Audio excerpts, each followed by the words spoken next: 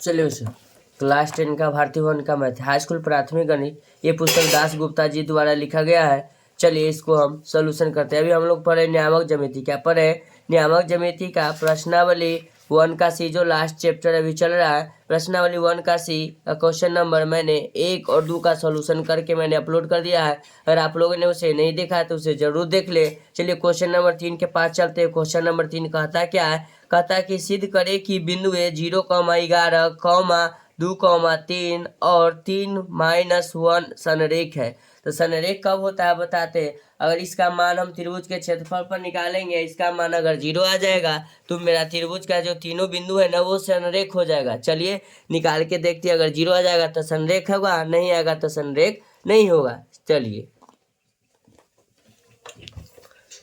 सबसे पहले लिखते हैं क्वेश्चन नंबर 3। चलिए क्वेश्चन नंबर 3 लिख दिए। सबसे पहले क्या गो बिंदु है? 3 गो बिंदु। 3 बिंदु का नाम हम लिख लेते हैं। चलिए कि माना कि पहला बिंदु ये रहा, इसका मान है 0,11।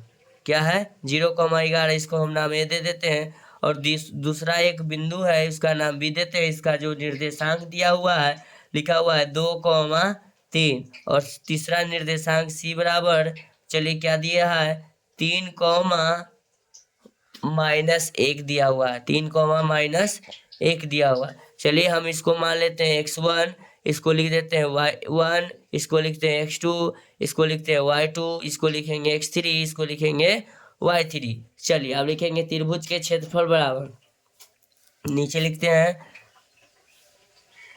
त्रिभुज के क्षेत्रफल बराबर, त्रिभुज के क्षेत्रफल बराबर कोई भी 3 बिंदुओं संरेख तब होता है उस त्रिभुज का क्षेत्रफल निकालने पर क्षेत्रफल का मान 0 हो जाए, तब तीनों बिंदु संरेख होता है, अन्यथा नहीं। चलिए हम लिखेंगे त्रिभुज के क्षेत्रफल सूत्र होता है 1/2 ब्रैकेट x1 इंटू, ध्यान दीजिएगा, y2 minus y3 bracket of plus x2 into y3 minus y1 plus x3 into, आप लिखेंगे y1 माइनस y2, ब्रैकेट कर देंगे बंद। क्या कर देंगे?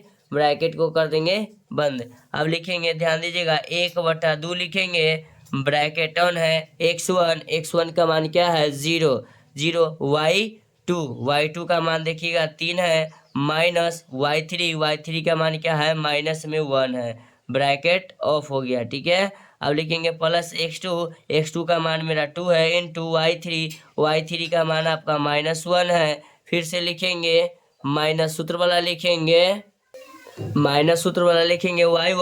y1 का मान देखिएगा 1 नहीं है, यहाँ 11 है, ध्यान दीजिएगा। इसको लिखेंगे 11 ब्रैकेट बंद प्लस x3 का मान 3 है, इंटू y1 का मान 11 है, माइनस ये सूत्र वाला लिखेंगे y2 का मान 3 है, ब्रैकेट ऑफ, बड़ी ब्रैकेट भी ऑफ। ध्यान दीजिएगा, लिखेंगे 1/2। अब यहाँ ध्यान दीजिए, हम डायरेक्ट चाहते हैं 0 लिख सकते हैं, नहीं तो स्टेप बढ़ा देते हैं। लिखेंगे 3 -1 गुना -1 प्लस 1 ब्रैकेट बंद प्लस, ध्यान दीजिएगा, 2 इंटू माइनस में हो जाएगा आपका 12 ब्रैकेट बंद प्लस 3 इंटू आपका हो जाएगा 8 ब्रैकेट बंद। अब लिखेंगे, ध्यान दीजिएगा, 1/2 ब्रैकेट 4 कर देते हैं ब्रैकेट का क्रिया। अब इसको लिख देते हैं डायरेक्ट, माइनस गुना प्लस, माइनस 12 दूना 24 प्लस 8 3 कितना हो जाएगा? 24, ब्रैकेट क्या करेंगे? बंद करेंगे। लिखेंगे 1/2 इंटू 4 गुना 0 क्या हो जाएगा? 0 माइनस प्लस, 24 में से 24 घटेगा, क्या हो जाएगा? 0 हो जाएगा। 0 प्लस में लिखे माइनस में लिखे कोई फर्क नहीं पड़ता है। चलिए हम एक बार प्लस ही लिख देते हैं, तो लिखेंगे 1/2 गुना क्या लिखेंगे? 0, यानी कि 0 गुना 1, 0/2। 0 में किसी भी संख्या से भाग देते तो उसका मान क्या होता है? 0। तो इसका तो त्रिभुज का क्षेत्रफल निकालने पर इसका तो मान 0 आ गया है। चलिए नीचे लिखते हैं, ध्यान दीजिएगा, नीचे लिखेंगे अतः, क्या लिखेंगे? अतः, लिखेंगे अतः A, B और C तीनों बिंदुओं संरेख हैं। पूछेगा क्यों संरेख है? क्योंकि इस त्रिभुज का मान रख के हम क्षेत्रफल निकाले थे, इसका मान 0 आ गया था। तीनों बिंदु क्या हो जाएगा? संरेख। Thank you so much. आप मिलते हैं आपसे नेक्स्ट वीडियो में। धन्यवाद।